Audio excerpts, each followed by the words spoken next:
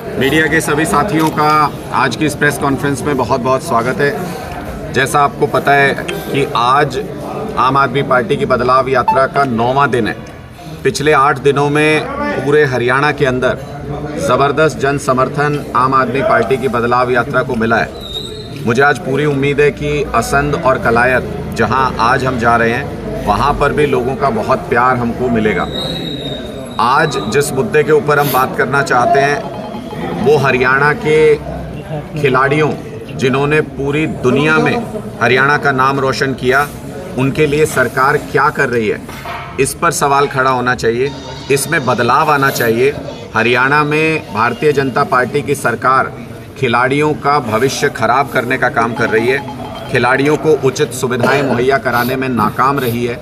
घोषणाएं होती हैं, तस्वीरें होती हैं। जब कोई खिलाड़ी अपनी मेहनत से, अपने परिवार की मेहनत से जब कोई खिलाड़ी जीत करके आता है तो उसके साथ फ़ोटो खिंचवाने की होड़ लग जाती है।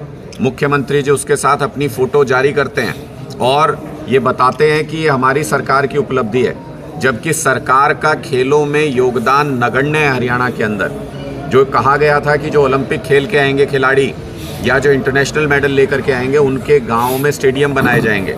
मैं पूछना चाहता हूँ मुख्यमंत्री जी से कि कितने स्टेडियम बने हैं, कहाँ हैं वो स्टेडियम, क्या उनके अंदर कोचेज़ हैं, क्या उनके अंदर इंफ्रास्ट्रक्चर है। स्टेडियमों की ऐसी बुरी हालत है कि वहाँ पर बड़ी बड़ी घास उगी रहती है, ग्राउंड ख़राब है, प्रैक्टिस करने की कोई इक्विपमेंट्स नहीं है, कोई कोच वहाँ पर डेप्यूट नहीं किया गया।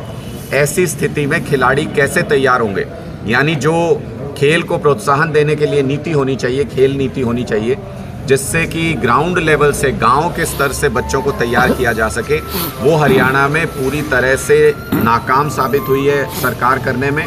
और खिलाड़ियों का मान सम्मान करने में भी सरकार पूरी तरह से नाकाम साबित हुई है। इसके 2 ताज़ा उदाहरण, एक जूनियर महिला कोच का केस जिसके आरोपी संदीप सिंह जो चार्जशीटेड मंत्री हैं उनको अभी तक मंत्री पद पर बना के रखा हुआ है, और दूसरा जिस तरह से हरियाणा की बेटी साक्षी मलिक के साथ जिस तरीके का व्यवहार किया गया, जैसे हरियाणा के खिलाड़ी अपने मेडल वापस लौटाने को मजबूर हैं और भारतीय जनता पार्टी के नेता ठहाके लगा रहे हैं, वो अपने आप में बताता है कि उनकी खिलाड़ियों के बारे में किस तरह की सोच है।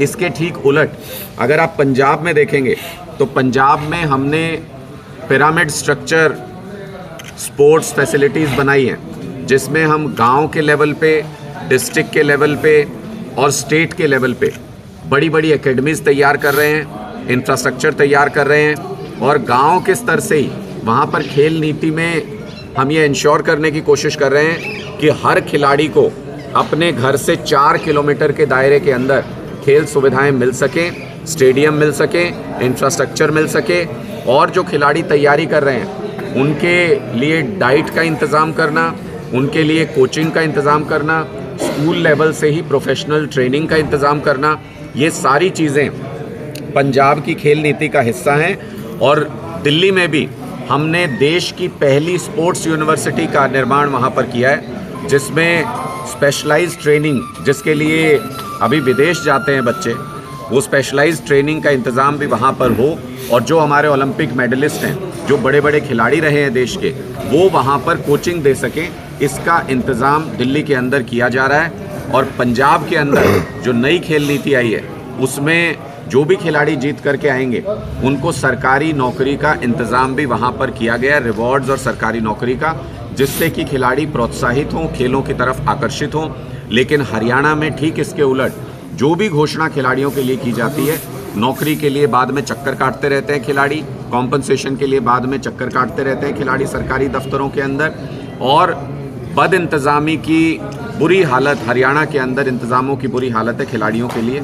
तो मैं इतना ही कहना चाहता हूँ कि हरियाणा के खिलाड़ी, हरियाणा के लोग अगर इसमें बदलाव चाहते हैं तो जैसे पंजाब और दिल्ली में आम आदमी पार्टी की सरकार खिलाड़ियों के लिए महत्वपूर्ण काम कर रही है, उसी तरीके से हरियाणा के अंदर भी किया जा सकता है।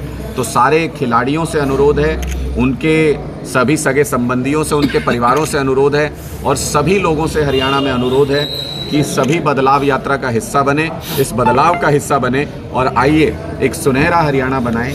आइए एक ऐसा हरियाणा बनाएं जहां खिलाड़ियों का मान सम्मान भी हो, और जहां खिलाड़ियों को उनके खेल के एवज में उनको वो सम्मान, वो रिवॉर्ड, वो नौकरी, वो सारी चीज़ें भी उपलब्ध हो सकें और ग्राउंड लेवल पर गांव के स्तर पर बच्चों को ट्रेनिंग की सुविधाएं भी उपलब्ध हो सकें। आपके कोई प्रश्न है तो आप पूछ सकते हैं। अनुराग जी, खेलों के साथ साथ और हरियाणा में किन चीज़ों के बदलाव की जरूरत समझते हैं आप? देखिए, मुझे लगता है कि पिछले 57 साल के अंदर मैं जगह जगह जा रहा हूँ। महेंद्रगढ़ से हमारी यात्रा चली थी और यहाँ तक पहुँची है जी। मैं जगह जगह जा रहा हूँ तो लोग ये कहते हैं कि किस तरह का बदलाव लाएंगे जी। तो मैं लोगों से पूछता हूँ कि पिछले 57 साल में बार बार सरकारें बदली, पार्टियां बदली, लेकिन न बिजली की व्यवस्था दुरुस्त हो पाई, न पानी घर घर पहुंच पाया, न सरकारी स्कूल अच्छे हो पाए, न सरकारी अस्पताल अच्छे हो पाए, न सड़कें अच्छी बन पाई। जहां सड़कें अच्छी बन गई वहां पे वसूली टैक्स लगा दिया, न युवाओं को रोजगार मिल पाया। 2 लाख सरकारी नौकरी हरियाणा में खाली पड़ी है और इजराइल भेजना चाहते हैं मुख्यमंत्री हमारे बच्चों को युद्ध में मरने के लिए, वहां नौकरी करने भेजना चाहते हैं। तो ये सारी जो अव्यवस्थाएं, किसानों को जो मुआवजे के लिए भटकना पड़ता है, 1,40,000 किसानों ने मुआवजा क्लेम किया था बाढ़ के लिए, लेकिन उनमें से सिर्फ 34,000 किसानों को मुआवजा दिया। 2700 रुपए में कह रहे हैं राजस्थान में किसान का गेहूं खरीदेगी भारतीय जनता पार्टी की सरकार। हरियाणा का किसान नहीं है क्या? यहाँ के किसान का 2700 रुपए में गेहूं क्यों नहीं खरीदा जाता? कह रहे हैं कि 450 रुपए में गैस सिलेंडर देने का वादा किया है बीजेपी ने राजस्थान में। तो हरियाणा का गरीब नहीं है क्या? यहाँ 450 रुपए में सिलेंडर क्यों नहीं मिल सकता? ये सारी चीजें, इनके अंदर अगर बदलाव की जरूरत है, उसके लिए ये बदलाव यात्रा निकाली जा रही है कि लोगों को एक विकल्प प्रस्तुत किया जाए कि अगर आप इस स्थिति में बदलाव चाहते हैं तो बदलाव यात्रा से जुड़े और हरियाणा में आम आदमी का राज लेके आए। सभी सरकारी युवाओं की नौकरी के बारे में बात करती हैं, पर युवाओं की नौकरी के लिए क्या बंदोबस्त किए गए हैं? देखिए, मैं तो स्पष्ट तौर पे ये पूछता हूँ, जो बंदोबस्त किए जाएंगे भविष्य में, मैं उस पे नहीं जाता। आज के दिन में हरियाणा सरकार के अंदर 2 लाख सरकारी नौकरी खाली है और अगर सरकार वो 2 लाख नौकरी देने की बजाय ये बात करने लगे कि हम अपने 10,000 युवाओं को युद्ध ग्रसित इजराइल में नौकरी करने के लिए भेजेंगे, तो मुझे लगता है इससे शर्मनाक बयान कोई नहीं हो सकता। हमारे युवाओं को युद्ध की आग में झोंकने की साजिश है। हरियाणा के युवाओं से नफरत करती है भारतीय जनता पार्टी की सरकार। घर में 2 लाख नौकरियां वो नहीं दे सकते, लेकिन युद्धग्रस्त इजराइल में भेजने के लिए तैयार हैं, जहां दुनिया भर के लोग नौकरी छोड़ के चले गए क्योंकि वहां जान का खतरा है। सर, बेरोजगारों को लेकर ज़्यादातर युवा विदेश में चले गए हैं, गांव के गांव खाली हो चुके हैं, क्या कारण है? पंजाब में भी बिल्कुल ऐसा ही होता था जब तक आम आदमी पार्टी की सरकार वहां नहीं आई थी। 2 चीज़ें जो पंजाब के अंदर बहुत प्रिविलेंट थी, पहले सारे लोग वहां पर युवा विदेश जाते थे, वहां पर कोई नहीं रुकता था, सब कोशिश करते थे किसी तरह विदेश चले जाएं। वो चलन अब हरियाणा के अंदर बढ़ रहा है क्योंकि पंजाब में वो चलन रुक गया। हमने 42,000 नौकरी पिछले 1 साल के अंदर सरकारी नौकरी दी है, 3.5 लाख प्राइवेट रोजगार पैदा किए हैं। पंजाब का युवा अब विदेश भागने की बजाय पंजाब में रह के अपना भविष्य देखता है, इसलिए वो जो वहाँ से सारी एजेंसीज खाली हो गई जो विदेश भेजने का काम करते थे, वो सारा बिजनेस अब हरियाणा के अंदर शिफ्ट हो गया है। हर गांव से 40-40, 50-50, 100-100 बच्चे सही तरीके से, वैध तरीके से, अवैध तरीके से विदेश भागने में लगे हुए हैं। हरियाणा के भविष्य के लिए ये बेहद खतरनाक है। 25 लाख युवा हरियाणा के अंदर बेरोजगार है। हरियाणा में 25 लाख युवा बेरोजगार होने का मतलब कि हरियाणा बारूद के ढेर पे बैठा है। हमको इस स्थिति की गंभीरता को समझना पड़ेगा और जो ये विदेश जाने का ट्रेंड है, जो युवाओं की बेरोजगारी का ट्रेंड है, ये नशे के चलन को बढ़ावा देता है और नशे की गिरफ्त में आके, एनसीआरबी का डेटा है कि नशे की गिरफ्त में आके पूरे देश में सबसे ज़्यादा सुसाइड अगर युवा कहीं कर रहे हैं तो वो हरियाणा के अंदर कर रहे हैं। हर 1 लाख युवाओं पर 12.6 का औसत है आत्महत्या का, सुसाइड का, युवाओं का। इसलिए मुझे लगता है हरियाणा बहुत ही ख़राब स्थिति की तरफ जा रहा है। जिस स्थिति में कभी पंजाब उस गिरफ्त में होता था, हम पंजाब को उस गिरफ्त से निकालने में लगे हुए हैं, मशक्क़त कर रहे हैं, गांव-गांव में खिलाड़ियों को तैयार कर रहे हैं, खेल की आदत डाल रहे हैं बच्चों में, उनकी डाइट का इंतज़ाम कर रहे हैं ताकि नशे से उनको दूर किया जा सके, युवा अवस्था में रोज़गार का इंतज़ाम कर रहे हैं। हरियाणा को भी इस बदलाव की ज़रूरत है। ऐसा नहीं होने देंगे कि पंजाब वाली स्टेज में हरियाणा पहुंचे उसके बाद हम बदलाव के बारे में सोचें। हम 2024 में हरियाणा में बदलाव करें। हरियाणा सरकार ने विकसित भारत यात्रा चलाई हुई है, उसको किस प्रकार से आप देखते हो? देखिए, मैं बार बार पूछता हूं कि ये कांग्रेस ने पिछले दिनों में यात्रा निकाली थी, क्यों यात्रा निकाल रही है कांग्रेस? 25 साल राज किया है कांग्रेस पार्टी ने हरियाणा के ऊपर, कर देते जो भी कुछ करना था लोगों की भलाई में। यात्रा निकाल के क्या कर लेंगे? बीजेपी 52-55 यात्राएं निकाल रही है हरियाणा के अंदर, क्यों यात्रा निकाल रहे हैं? 9 साल से सरकार में बैठे हैं, आज भी मुख्यमंत्री बीजेपी का, आज भी सरकार बीजेपी की है। जो भी करना चाहते हैं ग्राउंड पे इंप्लीमेंट कर दो, यात्रा निकालने से क्या होगा? आम आदमी पार्टी अगर बदलाव यात्रा निकाल रही है तो इसलिए निकाल रही है कि दिल्ली और पंजाब में हमने बदलाव करके दिखाया, व्यवस्था परिवर्तन करके दिखाया, और हरियाणा में हम लोगों से एक मौका मांगने के लिए बदलाव निकाल रहे हैं। इसलिए जो बाकी यात्राएं जो बाकी पार्टी निकालती हैं वो राजनीतिक ढकोसला है। ये आम आदमी पार्टी की बदलाव यात्रा ग्राउंड पर व्यवस्था परिवर्तन के लिए एक प्रयास है। अनुराग जी, आम आदमी पार्टी अकेले अपने दम एक एक करके पूछ लो। आप कांग्रेस पार्टी के खिलाफ बोल रहे हो, गठबंधन के साथ लोकसभा की लड़ा जाएगा या अकेले लड़ा जाएगा? प्रदेश में आप किसी भी देश में प्रदेश में अगर देखें तो दो तरीके के चुनाव होते हैं, एक लोकसभा चुनाव होता है और एक विधानसभा चुनाव होता है। लोकसभा चुनाव देश के संविधान की रक्षा के लिए लड़ा जाता है। जो भी सरकार केंद्र में होती है उसका दायित्व होता है कि देश के संविधान की रक्षा करे। आज जो सरकार केंद्र में है वो देश के संविधान के साथ खिलवाड़ कर रही है। बाबा साहब अंबेडकर ने जो इतनी मशक्कत से सभी लोगों के सहयोग से संविधान तैयार किया था उसको खत्म करने पे लगे हुए हैं। सुप्रीम कोर्ट को दरकिनार कर रहे हैं, चुनाव आयोग पे कब्जा कर रहे हैं, जो सांसद बोलता है उसको संसद से बाहर निकाल रहे हैं, निलंबित कर रहे हैं, जो फिर भी नहीं मानते उनको जेल भेजने का काम कर रहे हैं। ये तानाशाही की तरफ बढ़ते हुए कदम है। इन कदमों को रोकने के लिए ये निर्णय किया गया है। लोकतंत्र रहेगा तभी तो पार्टियां रहेंगी, और पार्टियां रहेंगी तभी जनता के पास ये मौका रहेगा कि वो अच्छी और बुरी पार्टियों में से किसी को चुन सके। अगर तानाशाही आ गई तो लोगों के पास ये मौका नहीं रहेगा कि वो निर्णय ले सकें, और अगर पार्टियों के पास भी ये मौका नहीं रहेगा कि वो लोगों के सामने अपने वायदे रख सकें या प्रयास कर सकें। इसलिए लोकतंत्र को बचाने की लड़ाई में सारी पार्टियों ने एकजुट होकर ये फैसला किया है कि पहले लोकतंत्र को बचाया जाए। लोकसभा चुनाव इंडिया गठबंधन के तहत लड़ेंगे। हरियाणा में हमने बहुत स्पष्ट तौर पे ये कहा है, कोई सवाल ही पैदा नहीं होता किसी तरह के गठबंधन का किसी भी पार्टी के साथ। 90 की 90 विधानसभा सीटों पर आम आदमी पार्टी अपने दम पे चुनाव लड़ेगी और एक तरफा बहुमत की सरकार बनाएंगे। ये वादे इलेक्शन तक रहेंगे सर? जो वादे आप बता रहे हैं ये करेंगे, इलेक्शन तक रहेंगे सर? आम आदमी पार्टी के वादे इलेक्शन तक नहीं होते, उसके बाद जमीन पे उतरते हैं। जैसे भारतीय जनता पार्टी में मोदी जी ने ये कहा कि 2 करोड़ रोजगार देंगे, तो इलेक्शन तक ही कहा था। राजस्थान में 450 का सिलेंडर दे रहे थे, 2 दिन बाद संसद में जवाब दे दिया कि कोई ऐसी योजना नहीं, तो इलेक्शन तक ही कहा था उन्होंने। जब 2700 रुपए में गेहूं खरीदने की बात कह रहे थे तो इलेक्शन तक ही कहा था। ग्राउंड में आपके नेता आम आदमी पार्टी ने दिल्ली के अंदर और पंजाब के अंदर आज तक जो कुछ कहा वो करके दिखाया। हमने कहा दिल्ली में बिजली फ्री करेंगे की, पंजाब में कहा तो वहां भी करके दिखाई। हमने कहा शहीदों के परिवार को 1 करोड़ रुपए की सम्मान राशि देंगे, तो दिल्ली और पंजाब दोनों जगह दिया। हमारी हर एक योजना जहां भी हमारी सरकार आएगी वहां पर इंप्लीमेंट होगी। अरविंद केजरीवाल जी की गारंटी इतनी प्रभावशाली है, लोगों को उनके ऊपर इतना यकीन हो चला है कि मोदी जी को उसकी नकल करनी पड़ी। आजकल कह रहे हैं मोदी की गारंटी, लेकिन लोग कहते हैं मोदी की गारंटी नहीं, मोदी जी का तो जुमला होता है। तो इसलिए लोग ये सारी बातें समझते हैं। आम आदमी पार्टी अपने काम के दम पे वोट मांगती है। हम तो हरियाणा के लोगों से भी खुला ऑफर देते हैं, हरियाणा के लोगों को, कि आप दिल्ली और पंजाब में किसी को भी फोन मिलाइए, किसी भी एक घर में जाके दरवाजा खटखटा लीजिए, 1 साल है आपके पास, और उस दरवाजा खटखटा के जो भी आदमी दरवाजा खोले उसको बोलना आम आदमी पार्टी वाले चिल्लाते फिर रहे हैं सब जगह पे कि बिजली फ्री कर दी, बिजली फ्री कर दी। क्या आपकी बिजली फ्री हुई है? अगर दरवाजा खोलने वाला कहे कि हाँ बिजली फ्री हुई है तो हमको हरियाणा में वोट देना, वरना हमको वोट मत। सर, SYL पर आम आदमी पार्टी की हरियाणा में स्थिति क्या है, जबकि पंजाब सरकार पानी देने से मना कर चुकी है? देखिए, देश एक है, देश को आप टुकड़ों में मत बांटिए कि यहाँ क्या स्थिति है वहाँ क्या स्थिति है। मैं आपसे पूछना चाहता हूँ कांग्रेस पार्टी की हरियाणा में क्या स्थिति है और पंजाब में क्या स्थिति है? दोगली बातें करते हैं। बीजेपी हरियाणा में क्या स्थिति है, पंजाब में क्या स्थिति है? दोगली बातें करते हैं, राजनीति करते हैं।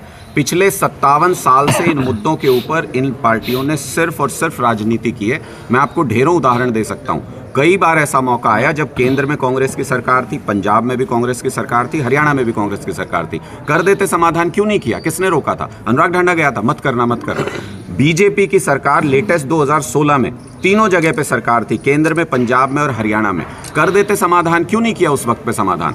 2019 में प्रधानमंत्री हरियाणा में रैली में कह के गए कि 70 साल से हमारा पानी बह के पाकिस्तान जा रहा है, ये मोदी उस पानी को रोकेगा। लोगों ने यकीन किया, लेकिन 4 साल हो गए मोदी जी, दुश्मन देश में पानी बह के जा रहा है। पंजाब, हरियाणा, राजस्थान को नहीं मिल रहा, लेकिन दुश्मन देश में पानी बह के जा सकता है। जब झगड़ा होता है, जब इस बात पे विवाद होता है, तो मोदी जी विदेश घूमने चले जाते हैं या मोदी जी फोटो खिंचवा रहे होते हैं कहीं पे। मोदी जी आज तक इस चर्चा के अंदर क्यों नहीं बैठे? सुप्रीम कोर्ट ने भी ये कहा, जब इस पर निर्णय दिया, उन्होंने कहा केंद्र आपस में सहमति बनवाए दोनों प्रदेशों की।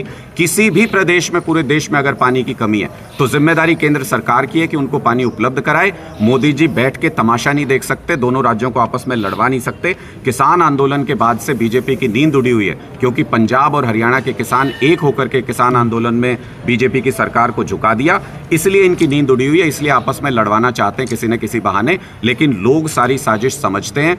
जिस दिन आम आदमी पार्टी के पास मौका हुआ कि तीनों जगह हमारी सरकार हुई, 1 मिनट नहीं लगना इसके समाधान में। आपसी बातचीत के जरिए इसका समाधान करेंगे, प्यार प्रेम से करेंगे। राणा जी, असंध विधानसभा की बात करें, टिकट किसको देंगे, पूंजीपति को या किसी रिक्शा वाले को? देखिए, आम आदमी पार्टी में पैसे से आम आदमी तय नहीं होता। अभी तक कुछ नहीं किया।